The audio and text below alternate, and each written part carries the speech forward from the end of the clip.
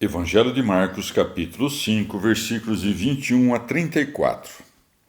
Tendo passado Jesus novamente para outra banda na barca, concorreu a ele muita gente, e ele estava junto do mar. Chegou um dos chefes da sinagoga, chamado Jairo, o qual, vendo-o, lançou-se a seus pés e suplicava-lhe com instância: Minha filha está nas últimas. Vem, impõe sobre ela a mão, para que seja salva e viva. Jesus foi com ele, e uma grande multidão o seguia e o apertava. Então, uma mulher que há 12 anos padecia um fluxo de sangue, que tinha sofrido muito de muitos médicos e tinha gastado tudo quanto possuía, sem ter sentido melhoras, antes cada vez se achava pior, tendo ouvido falar de Jesus, foi por detrás, entre a turba, e tocou o seu vestido. Porque dizia: Se eu tocar, ainda que seja só o seu vestido, ficarei curada. Imediatamente parou o fluxo de sangue e sentiu no seu corpo estar curada do mal. Jesus, conhecendo logo em si mesmo a virtude que saíra dele, voltado para a multidão, disse: Quem tocou os meus vestidos? Os seus discípulos responderam: Tu vês que a multidão te comprime e perguntas quem me tocou? E Jesus olhava em roda para ver a que tinhas feito isso. Então a mulher, que sabia o que se tinha passado nela, cheia de medo e tremendo, foi prostrar-se diante dele e disse-lhe toda a verdade. Jesus disse-lhe: Filha, a tua fé te salvou. Vai em paz e fica curado do teu mal. Palavra da salvação. Comentário Marcos 5, de 21 a 34, São Beda. Eis para onde se dirigia a pergunta: para que a mulher confessasse a verdade de sua longa infidelidade e da abrupta credulidade e cura. E assim ela é confirmada na fé e dá aos outros o exemplo. Segue-se. Jesus disse-lhe: Filha, a tua fé te salvou. Vai em paz e fica curada do teu mal. Ele não disse: Tua fé vai te salvar, mas sim te salvou. Como se dissesse: No que acreditaste, já te tornaste salva. Mas, quando se dirige o Senhor para curar a menina, é comprimido pela turba, pois, oferecendo advertências salutares ao povo da Judéia, é acabrunhado pelos costumes nocivos do povo carnal. Já a mulher com fluxo de sangue e curada pelo Senhor é a igreja, a arrebanhada das nações. Com efeito, o fluxo de sangue pode ser adequadamente compreendido como o que se pratica tanto em função da mancha da idolatria, quanto do deleite da carne e do sangue. Mas, enquanto o Verbo de Deus decide salvar a Judéia, o povo gentil, com segura esperança, arrebata aos outros a salvação preparada e prometida. Uma única mulher crédula toca o Senhor, pois aquele que é acabrunhado por diversas heresias ou costumes perversos somente é venerado fielmente pelo coração da Igreja Católica. E a Igreja dos Gentios vem por detrás, pois, não vendo o Senhor presente na carne, chega a graça de sua fé, depois de consumados os mistérios de sua encarnação, e assim, merecendo pela participação nos seus mistérios, ser salva dos pecados, como que por um toque em seu vestido, estancou a fonte de seu sangue. O Senhor, por seu turno, olhava em roda para ver quem tinha feito isso, pois julga dignos de seu olhar e sua misericórdia todos aqueles que merecem ser salvos. Evangelho de Marcos, capítulo 5, versículos de 35 a 43. Ainda ele falava quando chegaram de casa do chefe da sinagoga, dizendo: Tua filha morreu. Para que incomodar mais o mestre? Porém, Jesus, tendo ouvido o que eles diziam, disse ao príncipe da sinagoga: Não temas, crê somente.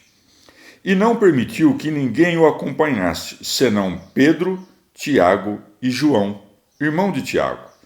Chegando à casa do príncipe da sinagoga, viu Jesus o alvoroço, os que estavam chorando e fazendo grandes prantos. Tendo entrado, disse-lhes: Por que vos perturbais e chorais? A menina não está morta, mas dorme. E zombavam dele. Mas ele, tendo feito sair todos, tomou o pai e a mãe da menina e os que o acompanhavam, e entrou onde a menina estava deitada. Tomando a mão da menina, disse-lhe: Talita cum, que quer dizer: Menina, eu te mando, levanta-te. Imediatamente se levantou a menina e andava, pois já tinha 12 anos. Ficaram cheios de grande espanto. Jesus ordenou-lhes rigorosamente que ninguém o soubesse. Depois disse que dessem de comer à menina. Palavra da salvação. Comentário: Marcos 5, de 35 a 43. São Beda. Com efeito, para os homens que não puderam animá-la, ela estava morta. Para Deus, dormia. Ele, em cuja disposição tanto a alma vivia, quanto repousava a carne que iria ressuscitar. Daí surgiu o costume entre os cristãos de chamar os mortos, de cuja ressurreição não se duvida, de aqueles que dormem. Segue-se e zombavam dele. E uma vez que preferiam zombar da palavra daquele que ressuscita e a nela crer, merecidamente são expulsos como indignos de ver o poder do que ressuscita e o mistério da ressuscitada. Por isso se segue. Mas ele, tendo feito sair todos, tomou o pai e a mãe da menina. Já em sentido místico, uma vez salva a mulher do fluxo de sangue, logo em seguida anuncia-se que a filha do chefe da sinagoga está morta. Pois, enquanto a igreja dos gentios, purificada da mancha dos vícios, em função do mérito da fé, é denominada filha, imediatamente a sinagoga é libertada do zelo da perfídia e da inveja. Da perfídia, pois, não quis crer em Cristo. Da inveja, pois, afligiu-se porque a igreja creu. E o que diziam os mensageiros ao chefe da sinagoga? Para que incomodar mais o mestre? Hoje é dito por aqueles que veem a condição da sinagoga, abandonada por Deus, de modo que não creem que possa ser restaurada, e por isso julgam que não se lhe deve suplicar pela ressurreição dela. Mas se o chefe da sinagoga, isto é, a assembleia dos doutores da lei, quiser crer, também a sinagoga a ele submetida será salva. E uma vez que a sinagoga perdeu a alegria da habitação do Senhor, como recompensa por sua infidelidade, ela como que jaz entre os que choram e gritam. Mas, segurando a mão da menina, o Senhor a fez levantar. Pois, a não ser que antes sejam purificadas as mãos dos judeus, que estão cheias de sangue, a sinagoga morta não ressurgirá. Na cura da mulher hemorroíça e no reerguimento da menina, mostra-se a salvação do gênero humano, que foi dispensada pelo Senhor de tal modo que, primeiramente, alguns de Israel viessem à fé. Depois entraria a plenitude das gentes, e assim todo o povo de Israel será salvo. E a menina tinha 12 anos, ao passo que a mulher tinha sofrido por 12 anos, pois os pecados dos que não creem apareceram no início da fé dos que creem, razão pela qual foi dito: creu Abraão em Deus e lhe foi imputado como justiça. Gênesis 15:6. E deve-se notar que faltas mais leves e cotidianas se podem curar pelo remédio de uma penitência mais leve. Daí que o Senhor tenha ressuscitado com uma voz muito dócil a menina que jazia num quarto, dizendo: Menina, levanta-te.